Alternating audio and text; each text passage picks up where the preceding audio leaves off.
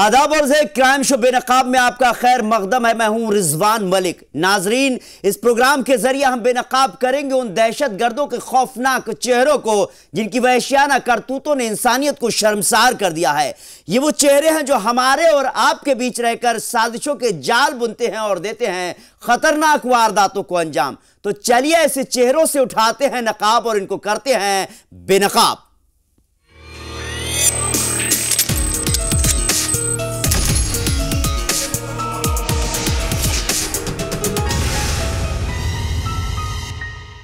सबसे पहले बात साल 2017 के सबसे बड़े कत्लेआम की। वारदात के 2 महीने बाद असलियत से पर्दा उठा तो हर कोई दंग रह गया।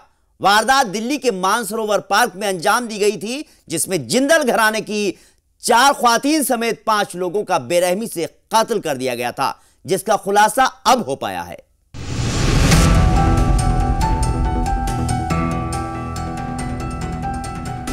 दिल्ली पुलिस की क्राइम ब्रांच की गिरफ्त में आए ये वो शातिर मुलजिम हैं जिन पर अपने 2 और साथियों के साथ मिलकर 5 लोगों के कत्ल करने का इल्जाम है।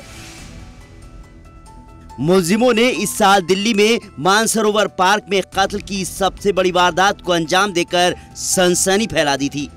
मामला 6 अक्टूबर 2017 का है, जब मानसरोवर पार्क के जिंदल घराने की 4 ख्वातीन नुपुर, उर्मिला जिंदल, संगीता गुप्ता, अंजलि जिंदल और उनके गार्ड राकेश का कत्ल हो गया था। इस सनसनीखेज वारदात ने दिल्ली पुलिस के होश उड़ा दिए थे। कत्ल के इस राज को बेनकाब करने के लिए दिल्ली पुलिस की कई टीमों ने दिन रात एक किए हुए थे। आखिर वारदात के 2 महीने बाद दिल्ली पुलिस क्राइम ब्रांच ने जब इस असलियत से पर्दा उठाया तो हर कोई दंग रह गया। वारदात को मारे गए गार्ड राकेश के बेटे और दामाद ने अपने 5 और साथियों के साथ मिलकर अंजाम दिया था। मकसद था लूट को अंजाम देना। खास बात है, इस लूट का मास्टरमाइंड खुद जिंदल घराने का गार्ड राकेश ही था, जो खुद भी मारा गया। सवाल उठता है, आखिर पूरे मामले का खुलासा कैसे हुआ? तो आपको बता दें, पोस्टमार्टम रिपोर्ट से पता चला कि 5 लोगों का कत्ल एक ही तरह से किया गया है। कत्ल करने वाले को मालूम था कि गला किस तरह से रेता जाए कि कम वक्त में ही मौत हो जाए। पुलिस तफ्तीश में पता चला गार्ड राकेश का दामाद विकास जीटीबी हॉस्पिटल में सफाई मुलाजिम रहा है। वो हॉस्पिटल के अलग अलग डिपार्टमेंट में भी काम कर चुका है। उसको इंसानी जिस्म के बारे में काफी जानकारी थी। पुलिस ने इसी शक के चलते गार्ड राकेश के दामाद विकास को हिरासत में लिया। पहले तो वो पुलिस को गुमराह करता रहा, लेकिन पुलिस की सख्ती के सामने वो टूट गया। जीटीबी हॉस्पिटल में स्वीपर की तरीके से काम करता है और तो उस पर फिर हम उसको लेकर के आए और उस पर हमने वर्क करना शुरू किया और उस पर फाइनली जब उसको इंट्रोगेशन कर रहे थे तो लगातार सस्टेन इंट्रोगेशन के बाद और उसके साथ साथ हमें बहुत सारे जो टेक्निकल इनपुट्स मिल रहे थे उन सब की मदद से हमने फाइनली इसको कन्फ्रंट जब कराया तो विकास फाइनली देर रात कल इसी ने ब्रेक किया है और ब्रेक करने के बाद इसमें टोटल 7 आदमी की इन्वॉल्वमेंट बताई है, जिनमें से 5 लोग को हम उठा चुके हैं और उनको गिरफ्तार कर चुके हैं। विकास ने खुलासा किया कि उसका ससुर राकेश रक्षाबंधन पर उत्तर प्रदेश के बागपत अपने गांव आया था। उसने बेटे अनुज और दामाद विकास को बताया कि जिंदल घराने के पास काफी माल है जिससे लूटा जा सकता है। फिर क्या था, विकास और अनुज ने अपने साथियों नीरज, दीपक, सन्नी, नितिन समेत 7 लोगों की टीम बनाकर लूट का प्लान बना डाला। जो इन्होंने घटना बताई कि इसमें जो राकेश है, जो डिसीज्ड गार्ड था, वो रक्षाबंधन के दिन बागपत में इनका गांव है, वहां गया हुआ था। वहां उसने अपनी फैमिली को ये बात बताई कि इस क्राइम में कि इस जिंदल फैमिली के पास काफ़ी कैश और ज्वेलरी है और जिसको कि अगर लूटा जाए तो काफ़ी मात्रा में ज्वेलरी और कैश मिलेगा। तो ये उसने अपने दामाद विकास और अपना जो सन है, उसका जो लड़का है अनुज, उससे शेयर किया। उन लोगों ने फिर आगे चल करके कुछ और लोगों को इस क्राइम के बारे में बताया और फाइनली टोटल 7 आदमियों ने मिलकर के ये प्लान बनाया कि हमको यहाँ पे डकैती कमिट करनी है। 25 सितंबर 2007 को गार्ड राकेश का बेटा अनुज, दामाद विकास अपने साथी सनी के साथ मानसरोवर पार्क पहुंचे और मौके की रैकी की। इस प्लान के तहत 25 सितंबर को जो इसका लड़का अनुज, जो इसका दामाद विकास और एक इनका बुआ का लड़का है सनी, ये तीनों यहाँ पे आए और आने के बाद शाम को ये लोग पहुँचे लेट इन द इवनिंग, और फिर ये राकेश से मिले और फिर इन्होंने इस जगह का रेकी किया। 6 अक्टूबर 2017 की रात में विकास, अनुज, नीरज, सन्नी, दीपक, नितिन और विकास उर्फ विक्की पहले लोनी पहुंचे और फिर 2 ऑटो में सवार होकर मानसरोवर पार्क के जिंदल हाउस पहुंच गए। मास्टरमाइंड गार्ड राकेश ने मेन गेट खोलकर सभी को अंदर बुला लिया और रात के 2:30 बजे राकेश ने मालकिन से दरवाजा खोलने को कहा। देर रात गार्ड के जगाने पर नुपुर दरवाजा खोलकर गार्ड को डांट लगाने लगी और फिर जैसे ही नुपुर अंदर जाने के लिए पीछे मुड़ी, विकास ने उनका गला रेत दिया, जिसके बाद अंदर जाकर बाकी तीनों ख्वातीन उर्मिला जिंदल, संगीता गुप्ता और अंजलि जिंदल का भी उसी तरह गला रेत कर कत्ल कर दिया गया और फिर अलमीरा का ताला तोड़कर 14 लाख कैश और ज्वेलरी लूटकर बाहर आ गए। इस दौरान गार्ड राकेश बाहर खड़े होकर निगरानी करता रहा। मेन प्रीमाइसेस में जाने के बाद ये सातों जब अंदर पहुंच गए तो इन्होंने जा कर के जो राकेश है उसने ऊपर जा कर के आवाज़ लगाई फैमिली में कि करीब 2-2:30 बज चुके थे तब तक रात के। उसने आवाज़ लगाई कि मेरे लड़के और दामाद आए हुए हैं, दरवाज़ा खोलिए ज़रा। तो उन्होंने जो लड़की, उसकी एक लड़की का नाम नूपुर, वो बाहर आई तो उसने बोला कि भाई इस वक्त जगाने की क्या बात है, आप लड़के और अपने लोग को अपना जो गार्ड रूम है उसमें रुकवाइए। अभी ये बात हो ही रही थी, वो टर्न कर ही रही थी कि इमीडिएटली विकास सबसे आगे था और उसने उसको आगे बढ़ करके उसने और अनुज ने उस लेडी को काबू कर लिया और उसका मुंह गैग करके अंदर घसीटते हुए रूम की तरफ ले गए और वहाँ विकास ने उसका गला स्लिट कर दिया। ये सारी करने के बाद फिर इन्होंने अलमीरा तोड़ी। अलमीरा तोड़ने के बाद उसके अंदर से जो तमाम कैश और ज्वेलरी था उसको उन्होंने एक थैले में रखा और ये फिर वापस बाहर की तरफ आए हैं। जाते वक्त गार्ड के बेटे अनुज और दामाद विकास को लगा पुलिस राकेश से पूछताछ करेगी, उसके मुंह खोलने पर वो पकड़े जा सकते हैं, इसलिए बेटे और दामाद ने राकेश का भी गला रेत कर कत्ल कर दिया। आते समय इनको वहाँ पे इनको ध्यान आया कि ये राकेश जो है, ये जब आएगा, गार्ड है, इसको नेचुरली इससे पुलिस पूछताछ करेगी तो हो सकता है, संभावना ये है कि Rakesh might spill the beans और he might break down before the police and so फिर इनका सारा की सारी प्लानिंग एक्सपोज हो जाएगी। तो उन्होंने उसी वक्त विकास और अनुज ने, उसके दामाद और लड़के ने डिसाइड किया कि राकेश को भी मार देते हैं। वारदात को अंजाम देकर आज सुबह 4 बजे सभी मुलजिम लूटे हुए माल के साथ जीटीबी हॉस्पिटल के नजदीक एक पार्क में पहुंचे। लूटे हुए कैश और ज्वेलरी को सातों मुलजिमों ने आपस में बांट लिया। जीटीबी हॉस्पिटल के पास एक पार्क है, वहाँ गए हैं, वहाँ बैठ करके इन्होंने तमाम कैश और ज्वेलरी का डिस्ट्रीब्यूशन किया और सबको ये कहते हैं कि इक्वल 2-2 लाख रुपया हर एक के हिस्से आया और ज्वेलरी जी थी वो उन्होंने इक्वली डिस्ट्रीब्यूट की। पुलिस ने इस मामले में विकास और अनुज समेत 5 मुलजिमों को गिरफ्तार कर लिया है। बाकी मुलजिमों को जल्द ही पकड़ने की बात कह रही है। ब्यूरो रिपोर्ट, जी मीडिया, दिल्ली। फिलहाल वक्त एक छोटे से ब्रेक का। ब्रेक के बाद बात करेंगे कातिल बेटे की और रूबरू कराएंगे कैमरे में कैद मर्डर की वारदातों से।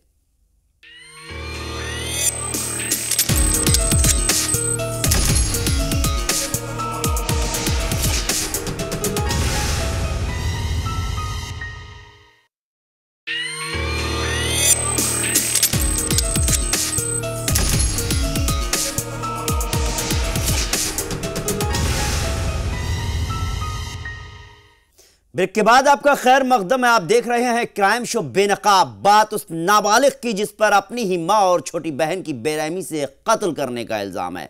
वारदात उत्तर प्रदेश के ग्रेटर नोएडा की है, जहां घर में मां बेटी की खून से सनी लाश बरामद की गई थी तो उनका नाबालिग बेटा लापता था, लेकिन पुलिस ने उसे ढूंढ निकाला। नाबालिग ने अपना जुर्म तो कबूल कर लिया, लेकिन उसने ऐसा क्यों किया आप भी जानकर हैरान रह जाएंगे।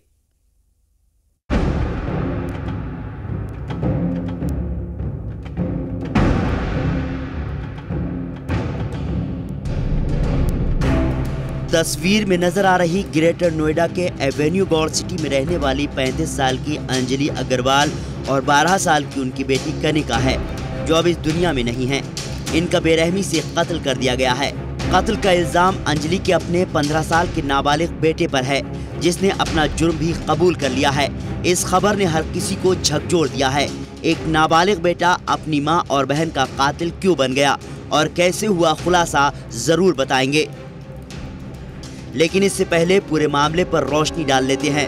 Greater Noida Avenue Gaur City की 11वीं मंजिल का फ्लैट नंबर 1446।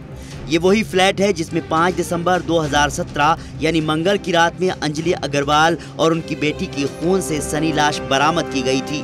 दोनों का कत्ल 4 दिसंबर 2017 को रात 9 से 11 बजे के बीच कर दिया गया था, लेकिन इस बात का खुलासा अगले दिन रात में हो पाया। दरअसल इस फ्लैट में अंजलि अपने शौहर, बेटे, बेटी, सास और ससुर के साथ रहती थी। शौहर का अहमदाबाद में बिजनेस के चलते आना जाना लगा रहता था। इन दिनों अंजलि के सास ससुर उत्तराखंड किसी प्रोग्राम में शामिल होने गए थे और शौहर सौम्य अग्रवाल अहमदाबाद में थे।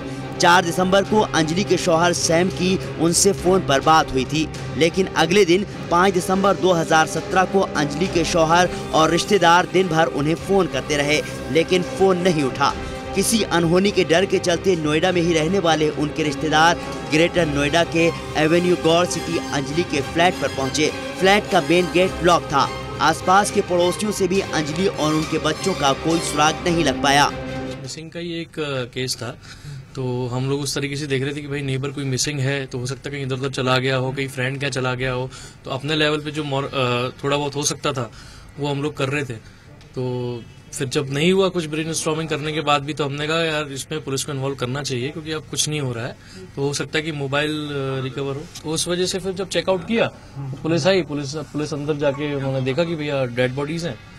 तो घर में कौन-कौन से लोग हैं? घर में इनके हस्बैंड है, वाइफ, उनके 2 बच्चे, एक छोटी बच्ची है, एक बड़ा बच्चा है जो शायद मिसिंग है, और इनकी दादा दादी है। तो दादा दादी शादी के लिए गए हुए थे, हस्बैंड बिजनेस ट्रिप से अहमदाबाद गए। शक गहराता गया। आखिर पुलिस को खबर दी गई। पुलिस के मौके पर पहुंचने पर फ्लैट का ताला तोड़ा गया। अंदर जाकर देखा तो बेड पर अंजलि और उनकी बेटी की खून से लथपथ लाश पड़ी थी, तो उनका नाबालिग बेटा गायब था। अंजलि के बेटे के लापता होने की बात से घर वालों को शक हुआ, कहीं उसके साथ भी कोई अनहोनी तो नहीं हो गई है। मेरा पोता जो है वो 14 साल का, हाई स्कूल इस साल फिर हुआ। वो इतना डरपोक कह लीजिए, या इतना मतलब कि अकेले वो नहीं जाता था, अपना आप ही वो उसको साथ में हमें गाइड करना पड़ा था। बाकी ये जो चीज है, ये इस सब कांड के पीछे कोई पीछे है, नो नथिंग, नो रंजिश, लेकिन ये है कि कोई उसके पीछे कोई है, बड़ा लड़का हो या आदमी जो इसको गाइड कर रहा है। पुलिस ने दोनों लाशों को कब्जे में लेकर पोस्टमार्टम के लिए भेजा और मौके वारदात की तफ्तीश शुरू की। तो खून से सना एक बैट, कैंची और पिज्जा कटर बरामद किया गया। तो बाथरूम में अंजलि के नाबालिग बेटे के खून से सने कपड़े मिले। बच्चा है उसी फैमिली का, उसका जो क्रिकेट बैट था, उसके अलावा वहाँ पर एक कैंची बरामद हुई जो घर में यूज करने वाली कैंची थी, और उसके अलावा एक पिज्जा कटर भी वहाँ पर था। प्रथम दृष्टया ये नजर आया कि ये वो वेपन्स हैं जिनसे शायद इन दोनों की हत्या की गई है। इसी दौरान जो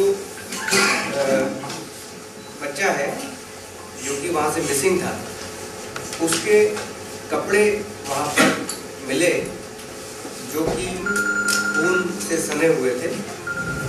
पुलिस ने एवेन्यू गौड़ सिटी में लगे सीसीटीवी कैमरों की फुटेज खंगाली।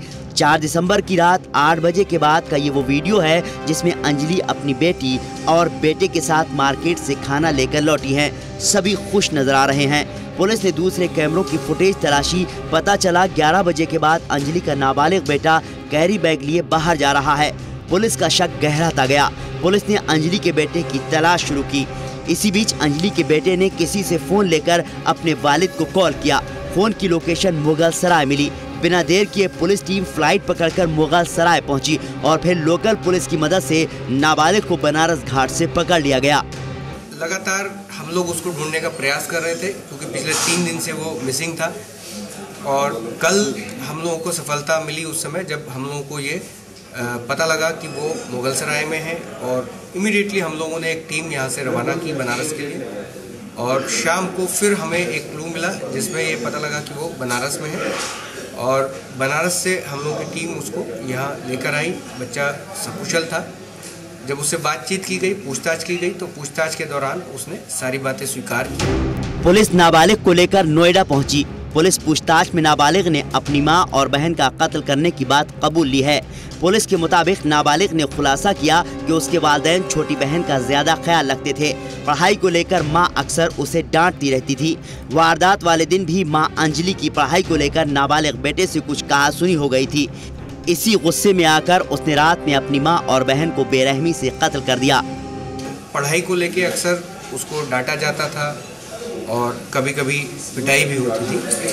उस दिन पर्टिकुलरली दिन में किसी बात को लेके उसकी मदर ने उसको डांटा था और पिटाई भी की थी, जिससे वो काफ़ी क्षुब्ध था और उसके मन में कहीं ना कहीं आक्रोश था।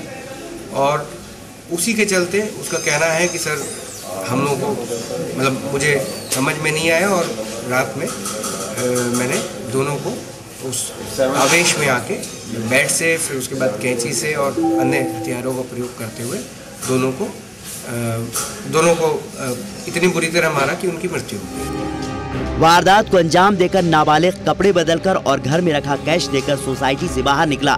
टैक्सी पकड़कर दिल्ली रेलवे स्टेशन पहुंचा और फिर ट्रेन और बसों से सफर कर लुधियाना, चंडीगढ़, शिमला, रांची, मुगलसराय, बनारस पहुंच गया। इसी बीच नाबालिग के अपने वालिद को फोन करने पर उसकी लोकेशन को ट्रेस कर लिया गया। वारदात करने के पीछे उसका किसी खतरनाक वीडियो गेम खेलना भी माना जा रहा है, लेकिन पुलिस ऐसी किसी बात से इनकार कर रही है। ब्यूरो रिपोर्ट, जी मीडिया, नोएडा। फिलहाल वक्त एक छोटे से ब्रेक के बाद रूबरू कराएंगे कैमरे में कैद मर्डर की वारदातों से।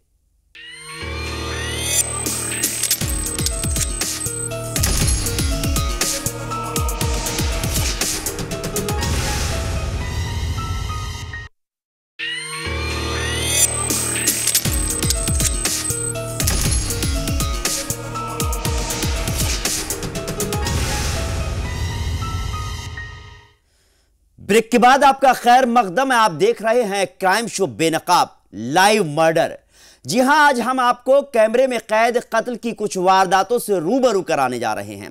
सबसे पहले बात राजस्थान के राजसमंद की, जहां एक मुलजिम ने कत्ल करने की वारदात का वीडियो बनाया, लाश को आग के हवाले किया और फिर वीडियो वायरल कर दिया। क्या है पूरा मामला, देखते हैं इस रिपोर्ट में।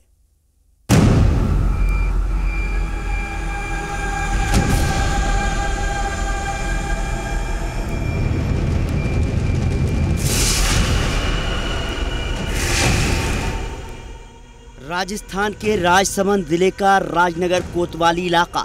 एक शख्स दूसरे शख्स को बेरहमी से पीट रहा है, उस पर कुदाल से बार बार वार कर रहा है। एक के बाद एक हमला। इन हमलों ने जख्मी शख्स को इस लायक भी नहीं छोड़ा कि उसके चंगों से भाग पाए। तो मारने वाले पर मानो खून सवार है, वो बेरहमी से हमले पर हमले किए जा रहा है और आखिर में मारने वाले ने ऐसा वार किया कि पिटने वाले ने हाथ पैर हिलाना ही बंद कर दिए, मानो उसकी रूह फना हो गई हो। लेकिन पीटने वाले पर इस कदर खून सवार था कि उसका गुस्सा ठंडा होने का नाम ही नहीं ले रहा है। उसने पेट्रोल से भरी बोतल जख्मी के ऊपर उड़ेल दी और फिर माचिस जलाकर उसे आग के हवाले कर दिया। खास बात है, वारदात को अंजाम देने वाले ने जो भी किया उसका बाकायदा वीडियो बनाया और फिर उस वीडियो को वायरल कर दिया। पुलिस को मौके से जब जली लाश मिली तो उसके भी होश फाख्ता हो गए। पुलिस अफसरान ने FSL डॉग स्क्वाड को मौके पर बुलाकर तहकीकात शुरू कर दी। साथ ही मुकामी लोगों से लाश की शिनाख्त कराई गई तो पता चला मरने वाला पश्चिम बंगाल का रहने वाला है, जो राजनगर में कारीगरी का काम करता है। मौके पर मरने वाले की बाइक और कत्ल में इस्तेमाल किए गए हथियार भी बरामद किए गए। पुलिस ने तफ्तीश को आगे बढ़ाया। कत्ल का जो वीडियो बरामद किया गया उसमें वारदात को अंजाम देने वाले ने अपने नाम का खुलासा कर दिया था।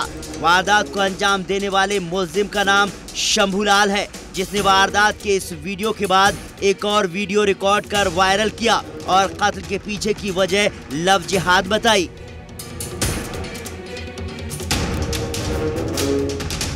आज हमारे मेवाड़ में इस्लामी विचारधारा के लोग आप कहीं जाएं, आप मस्जिद के बाहर जाएं, यहाँ के अपने सार्वजनिक जगह पे जाएं, काले कपड़ों में आपको बहुत देखने को मिलेंगे।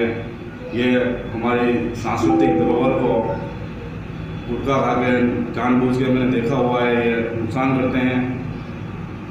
आज हमारे मेवाड़ में जैसा इस्लामिक जिहाद के खिलाफ महाराणा प्रताप ने सम्मान किया था, उसी तरह आज हमारे को मेवाड़ को एक होके और हमारे को इस्लामिक जिहाद को हमारे मेवाड़ से निकालना है। इसलिए मेरे मेवाड़ के सभी भाई बहनों में किया है, चाहे अच्छा है गलत है, पर मेरे को जैसा लगा मैंने किया है और मैं अपने देश के कानून की पूरी इज्जत करता हूँ।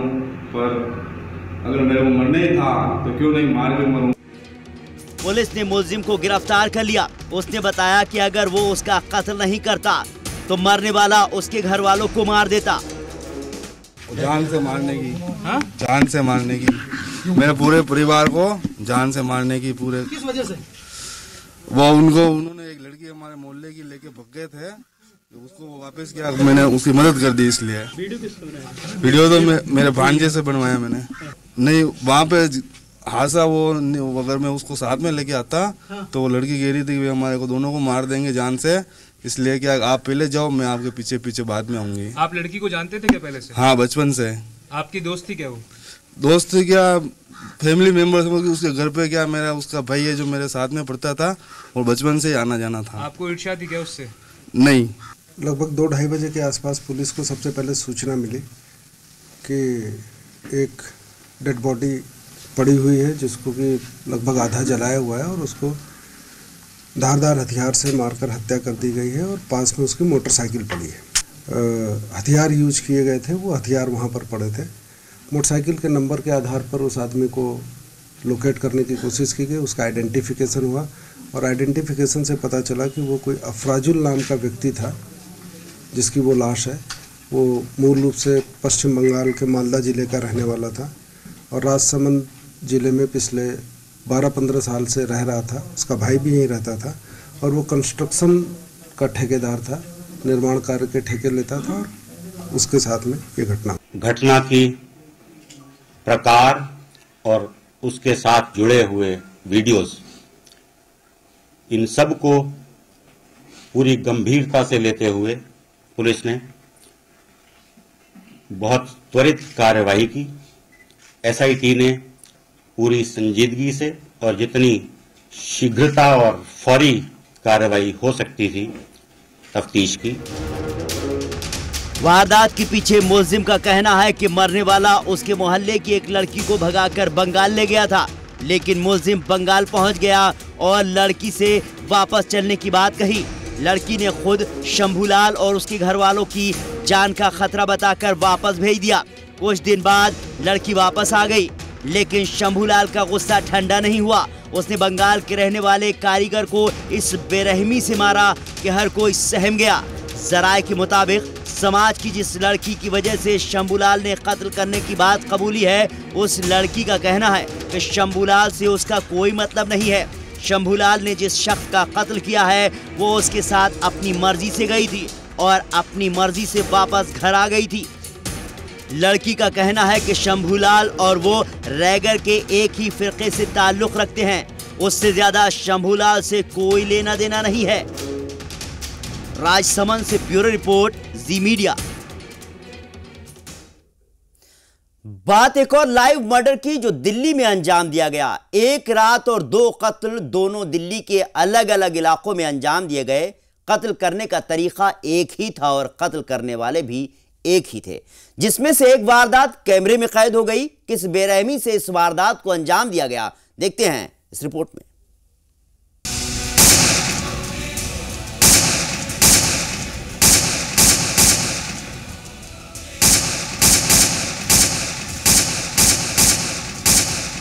ये खौफनाक वीडियो है दिल्ली का।